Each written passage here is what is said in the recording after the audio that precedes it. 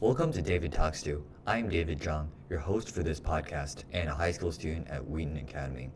The following podcast is a conversation with Mr. James Brannon. Mr. Brannon is the Wheaton Academy Global Network Director of Recruitment, spending most of his time interacting with international students. Mr. Brannon spent most of his early life in Asia and attended Biola University for a bachelor's degree in biochemistry, during the course of which he discovered an interest in helping international students and eventually changed his career path towards this direction. Despite that, he enjoys reading and learning about technology and science in his spare time. He finds pleasure in connecting his interests in technology with his global experience.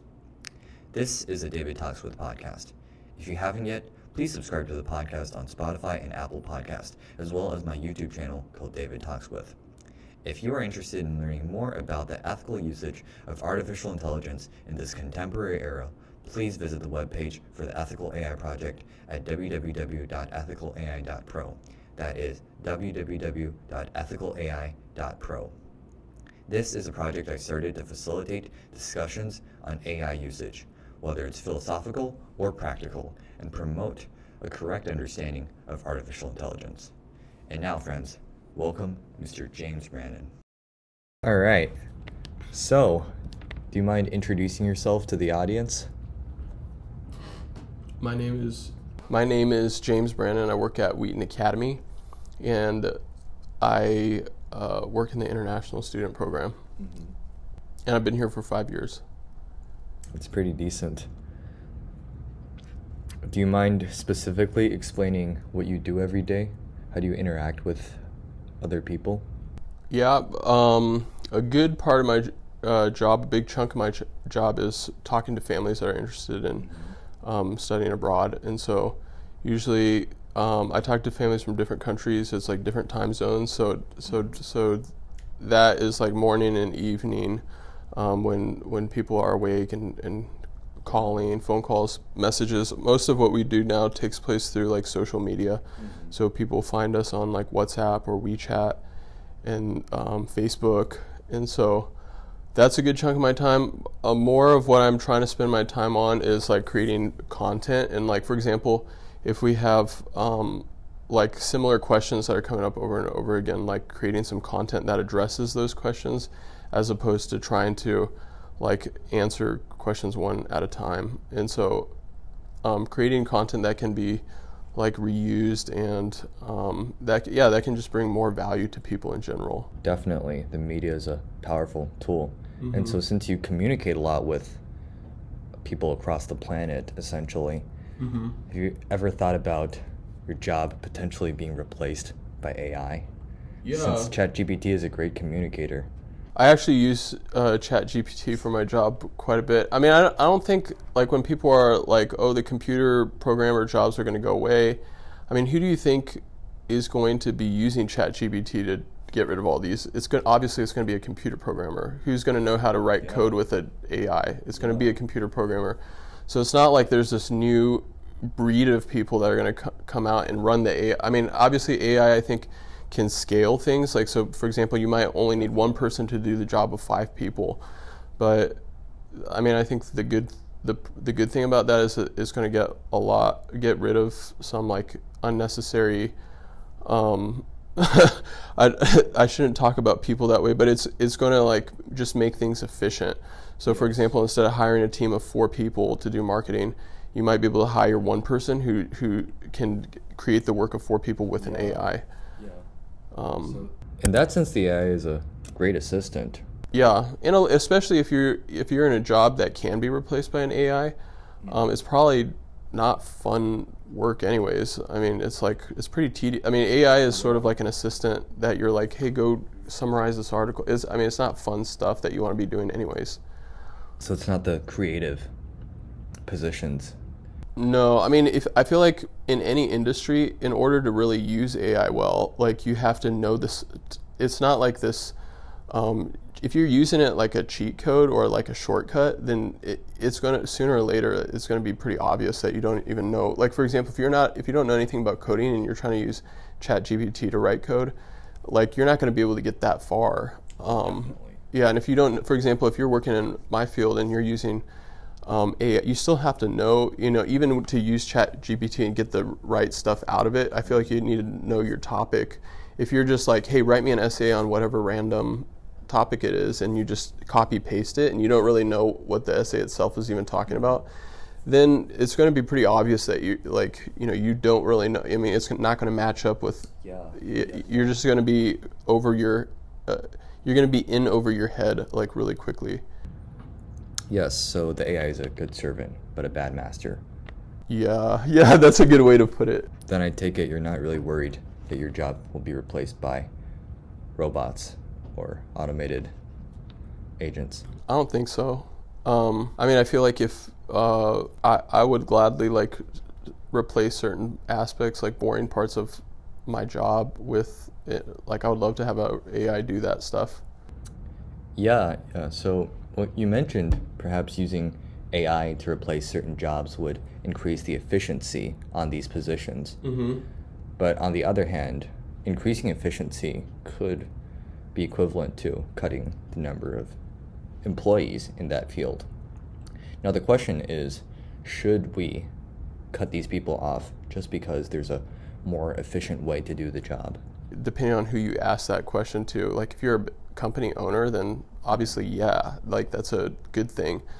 If you're a company owner, and like for example, if you're somebody who wants to start a company, AI like levels the playing field a little bit, because it's like if someone else has the ability to hire 3 employees and you only have the ability to hire 1, but you hire the right person, it's like you might be able to still compete with that other company. So basically it allows people who previously didn't have the capital or didn't have the resources to do something to be able to do it. I think in any kind of job.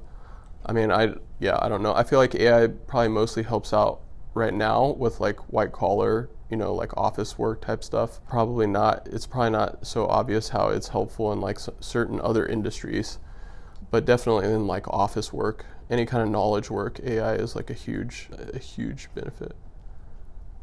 So, I get your point, right? If we think historically, during the Industrial Revolution, machines took the jobs of thousands of people and really concatenated work into a factory, a place for specific production, and to make things efficient and effective. And that completely bolstered the development of the global economy, right? We were able to create things in the last 200 years that we were unable to do in the last 4,000 years before industrialization.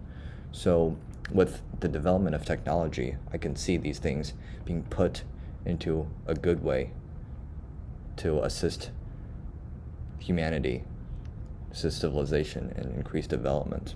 Mm-hmm.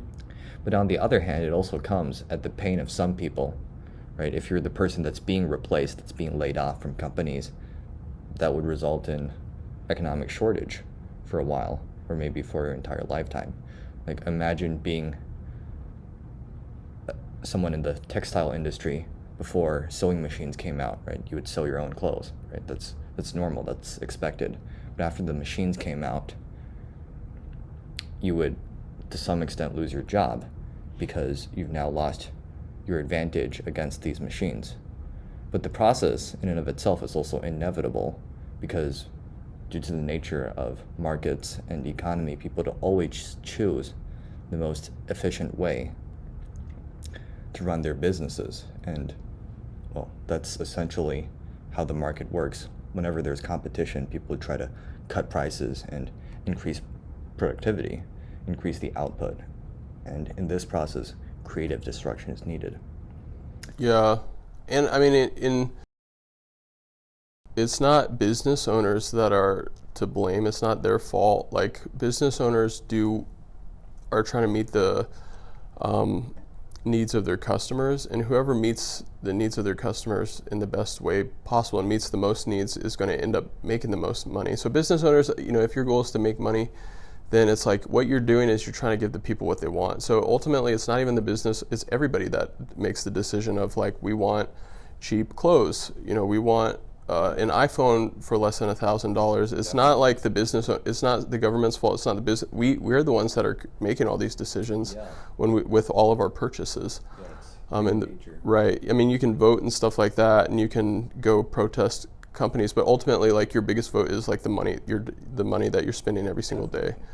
You're voting for, like, whenever you buy anything, you're basically supporting whatever industries are behind that product. Definitely. And if AI is behind it, then you're supporting AI, and you're supporting a future with AI. But do you think the government should at least intervene when it comes to these occasions, because people will die if they don't really have like a pension system that's protecting them? I mean, personally, my personal like political viewpoint is like the government should intervene like as minimum as possible. So laissez-faire. Yeah, maybe. Like, I'm not extreme. Like, I still think like you need a military. You need like some. I'm not out of touch with like the way, like how the, how the world works with like military powers and stuff like that. Yeah, basically minimum regulations. Probably there'll have to be some sort of regulations, just like there needed to be some regulations with like social media. But I don't know if that's like an easy problem to solve. Like, even social media, it's like a lot of people disagree with how those regulations. It's probably pretty difficult. Well, if you regulate too much, people think the government's censoring me. And censor, or the humans are biased. Yeah, and biased. These are very, very strong words nowadays. So maybe we should have an AI regulate the AI. But then who's regulating that AI? Another AI. Just kidding. Exactly. And that doesn't solve the problem either. No, it doesn't. So, at the end of the day, we still need people. And to raise people, to cultivate human intelligence, a real crucial aspect is education. I thought you were going to say having babies, but... Well, yes, and having babies. Yes, education. We'll address education in this podcast. So do you think AI will make students dumber? Because students can rely on AI to solve? I think it can make students dumber. Like, just like the internet can make some students dumber, but it can also make some students smarter. Yeah. So do you think there will be some sort of selection between dumber and smarter students? Well, I should add quotation marks, quote, dumber, end quote, and quote, smarter, end quote, students. Do you think it's based on their self-efficacy, their desire to become better students, that make this selection or that make this distinction more apparent? Or do you think it's just some people are better with using tools and some people are not? I mean, I think everybody should be, all students should be allowed to use the same tools. I mean, it's up to the family, the parents and stuff to decide, like, the specifics, like how much phone usage you got to use, how much computer time. I mean, I think it is important, because especially when you're in like middle school and those early teenage years, even, and it's different for everybody. I think like your self-control, you don't have like an adult's self-control. Most like middle-aged students. So if you just give a middle-aged student like full freedom to do whatever they want, and you give them the resources to do it, that's usually not like a good. I mean, very rarely, you'll have someone who's actually, utilizing that responsibly. Yeah, that depends on maturity and frontal lobe development. Yeah, but in most cases, it's like it can result in like overindulgence pretty quickly. Definitely. By middle-aged, do you mean middle school, like early teen age years? But in high school, I think everyone should be allowed to access the same tools. I definitely don't think there should be like certain students can use AI and certain students can't. But I definitely think, like, just like with any other tool that gets introduced into the job market, it's going to create a wider, just like in the job market, it's going to create a wider wealth gap, wealth distribution. In terms of like people who are going to be making higher incomes are going to be making even more income. Like, if you're a computer programmer who's already making a high income and you learn how to use AI, you're going to be making even more money versus a lot of the people on the other end. You're going to have more poor people and more super rich people, and then less people in the middle. And I think same thing with AI is you're going to have some people that get dumber, and you're going to have like some people that get even smarter. So you're going to have a wider range of students. Increase the disparity or I the think so. variability on the spectrum. I think so, because I don't think the average student's just going to sit there and dialogue with an AI and try to teach themselves. I mean, that's like the ideal way you would use it, is like it's customized, right? You can ask it anything. Like, you know, in a class, you know, maybe the teacher might not have time, or even as you're doing homework, you know, you can't just call your teacher up anytime, but you can just talk to ChatGPT like almost like a personal assistant slash, you know, tutor. Yeah, that's basically what I use it for, and it's been very helpful. I mean, It probably saves you a lot of time too. it does. It really does, compared with using Google.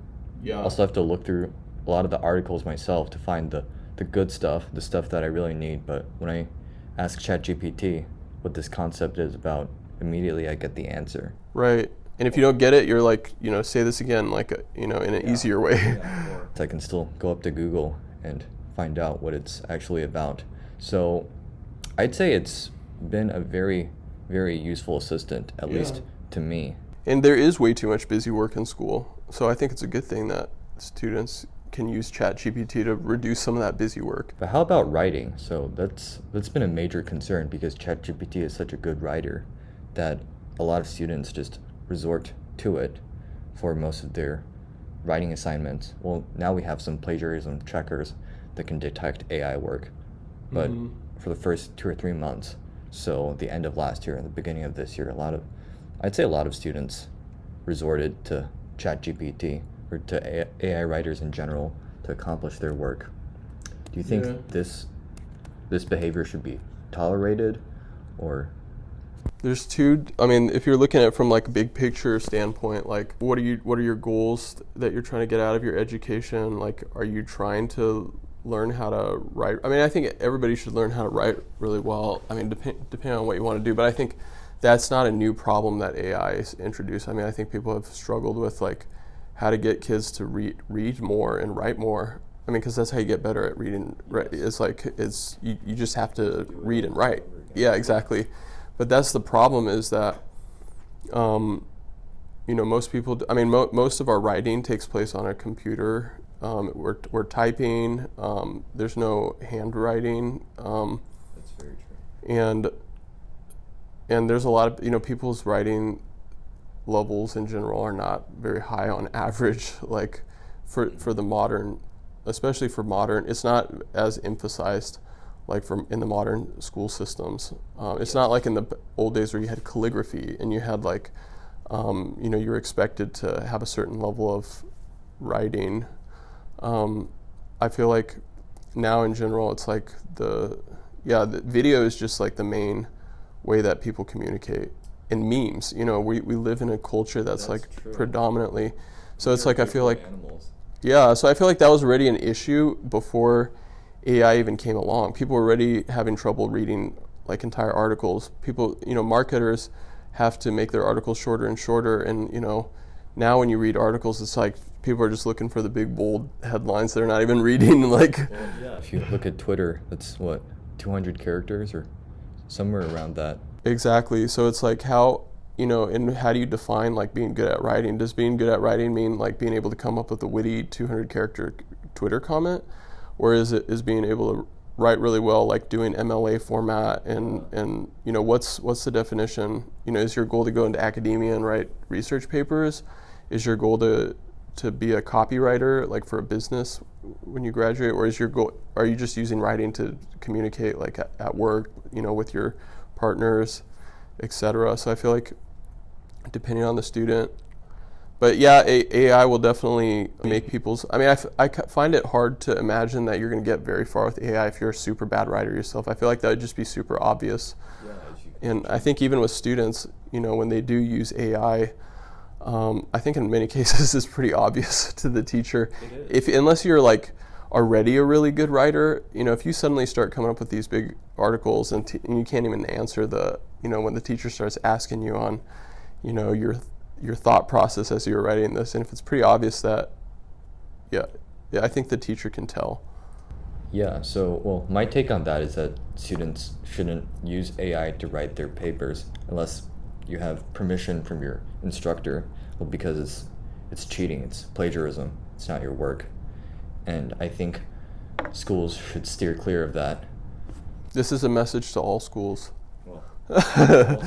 Because that's essentially how plagiarism works, right? You entered the input, you told the AI the prompt. That's true. So that's the work you did, but the AI did all the rest of the work, and you're not really getting anything out of that. So I would say if you're thinking of doing that, or if you planned on doing that, or if you did that, well, I would encourage you to stop doing that and actually focus on improving your writing skills, because whether you're making a witty message on Twitter or you're writing in academia using sesquipedalious words, or if you're doing some business communication, at the end of the day, some creativity helps, and some writing skills would help.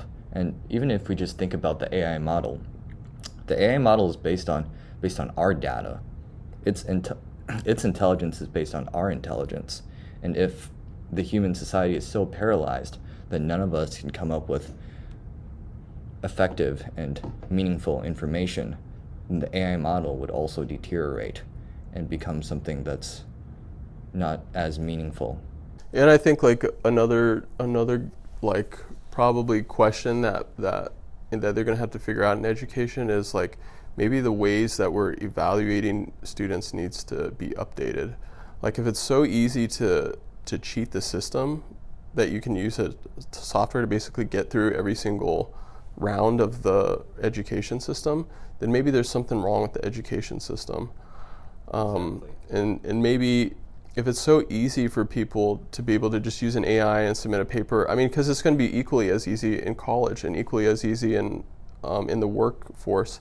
And so I feel like maybe the emphasis shouldn't be like submitting these electronic papers. Maybe there's a different way to evaluate it. If there's so many loopholes, it's like maybe you need to come up with a different. Maybe it's like an oral exam where you have to make a presentation. Yeah. Well, since as you've said, right, communication has been more inclined towards visual media and videos and creative forms of means of communication.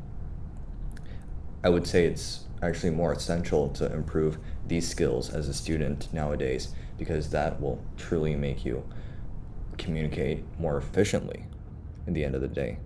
And education is evolving, right? We've seen how the education system has changed in the last 50 years with the introduction of computers into schools, how accessible information has been, and how all sorts of evaluation methods have changed, right? Tests have become digital, some have become calculator allowed, right? 50 years ago, I don't think people had calculators. So there's been a paradigm shift already. It's just AI will make the shift larger. It'll probably be equal, like there's pros and cons. It's like it's a double-edged.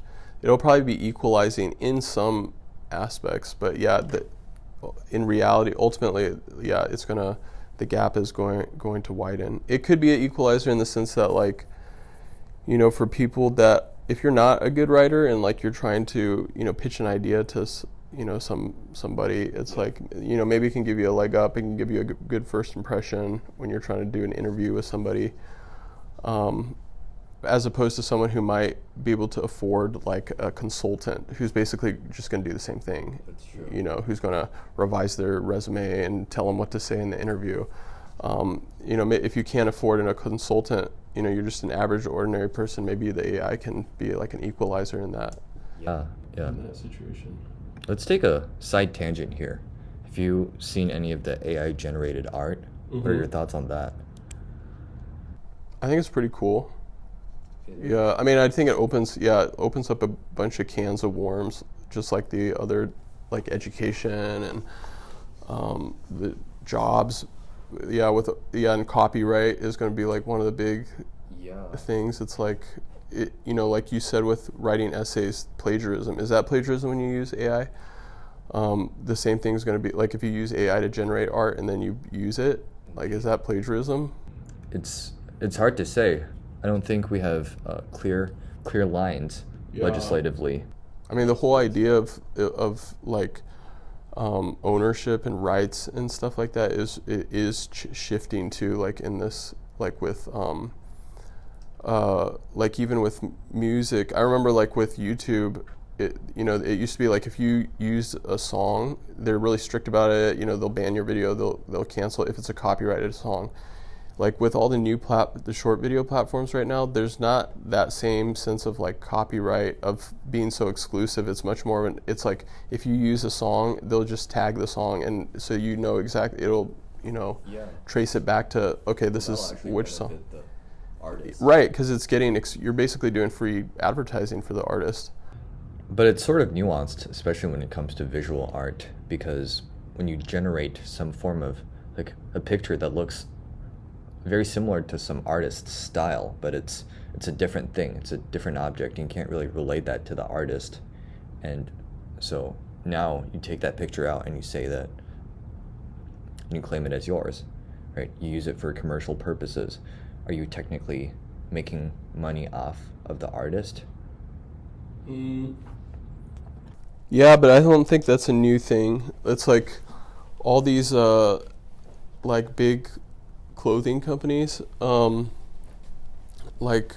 been doing that for decades now, stealing art from younger designers and commercializing it, slapping it onto their clothes and selling it, making Zara is one of the big ones that's kind of known for stealing artwork from. That's unfortunate. Yeah, stealing designs from smaller designers. All the big fashion brands, are kind of infamous for doing it. So I don't think that's anything new that AI is going to bring. Yeah. And I think, there might be some other way to.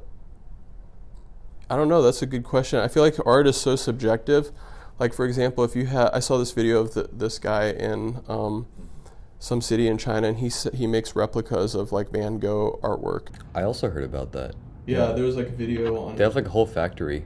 Yeah, and they sell it. And he hand paints all the pictures, but the thing, and it looks exactly like Van Gogh. But art is such a subjective thing. I feel like if you remove the context from art, then is it really art anymore? I mean, sure, you can commercialize it, slap it on a T-shirt, and sell it for $10, but is that still the same?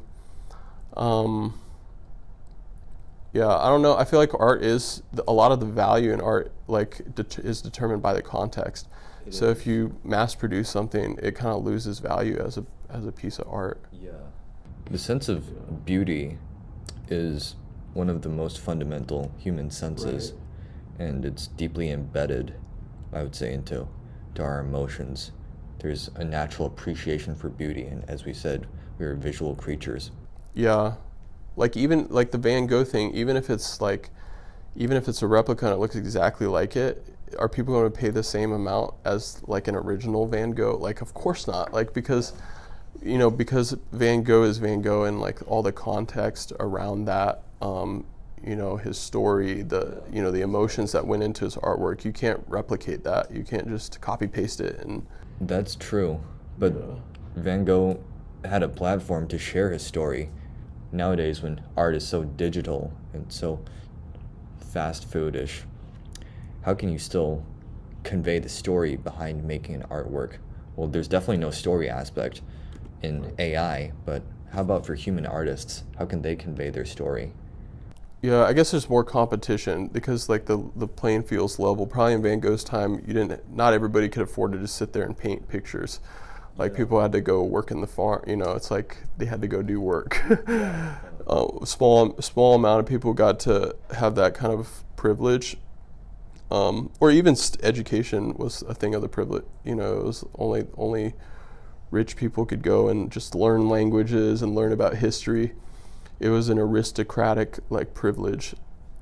But I think, so I think in a sense that there's a lot more people creating art, which is a good thing. The playing field is like Van Gogh would have, if he made an Instagram account and was posting his pictures, it probably wouldn't be right. Just like if the Beatles released their album right now, it's like in this day and age. That's classic. Right. At the time there was like much less competition, and I mean I still think their music would have been like, I don't know. That's a good question. Alternative reality question. It's sort of hard to think about it because people's tastes have changed, especially with the advent of popular music. It's hard to say exactly. But with art, I feel like art is just something that like is subjective in a sense. Like we look at it and we feel a certain way. You know, when you see a pair of Yeezys, like, I mean, sorry to use that as, I'm not even into shoes, but I'm just thinking like high school, you know, kids. I'm trying to think of something that like, from high school, like, you know, a pair of Yeezys, it's like, you know, people wear those because they're, I mean, it's not just because like Kanye West designed these, it's also because like the style of it, the sort of the feeling that people get when they just see the pair of shoes, and obviously all the social stuff around it. But I think ultimately it's like the design itself is really unique and special, and that's what people gravitate to. The condition for art, well, compared to writing, is actually more complicated to consider because, as you said, art is indeed a form of leisure. Yeah, and subjective. Yeah. I mean, writing is too, to a certain extent, I think. But there's a practical purpose to it. You need it to communicate with other people. Yeah, but I mean, even that is I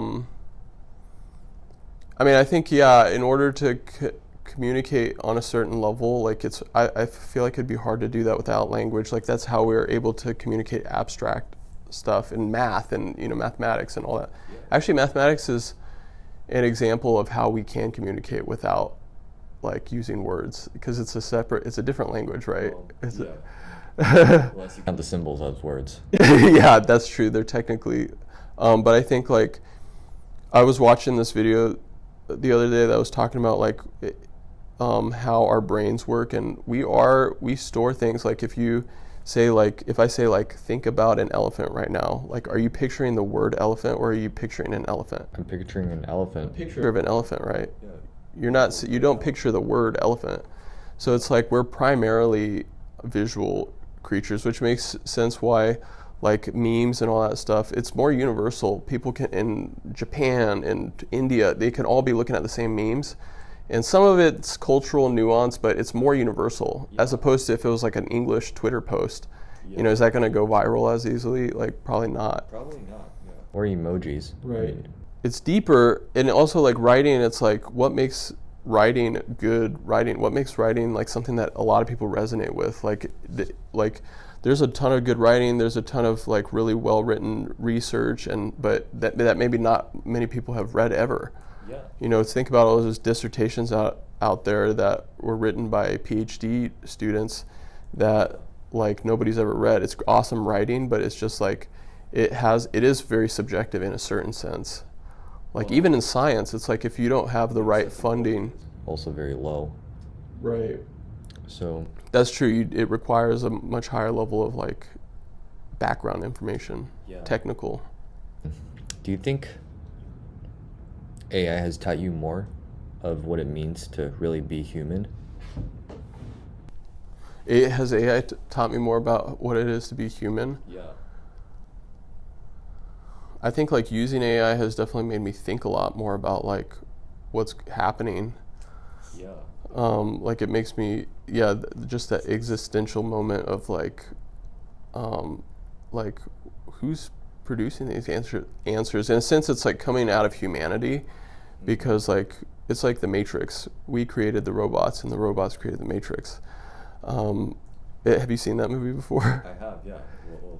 Yeah, in some, I know, it's super, it's just very many layers of meaning that are so relevant to our world today. I feel like it's a good framework for understanding the current world that we live in, you know, because essentially, obviously we don't live in that same kind of reality, but we did create the robots, and the robots created the Matrix, and we now live in the Matrix. Like, if you think about it from that standpoint, it is kind of what the world that we live in right now. So what's the Matrix? We created the robots. The robots created the Matrix, which is basically this digital reality that we spend all of our time in, and we're the batteries that are powering that reality. That's very true, actually. Our attention, the amount of time, like because the amount of times, because from the people that design these devices, whether it's the iPhone itself or a computer itself or the apps within these computers, they all have one goal, which is basically to get us to use their product more and more and more. That's the goal of every company. And so it's like everything is sort of designed that way for us to spend our entertainment on the phone, to spend our work on the phone. And so like in a sense, like we created this thing, and it's human minds that are behind the engineering of this, but we're also becoming enslaved by the robots, if that makes sense. So even though the Matrix is like kind of a sci-fi extreme way of portraying it, like it is, I feel like it's still a good way to think about, it's one perspective to look at the world. Yeah. Now let's take that to the extreme. Are you worried about the future? Do you think the future would actually be like what has happened in the Matrix? Like when robots actually dominate the planet and we're being captivated, and the robots perhaps iterate based off of the information we provide, because that's how AI works, at least for now, is it trains on our data. So do you think that's possible? Like a more physical realization of the Matrix in the future? Could be. Yeah. Are you worried about that? No. No? How come?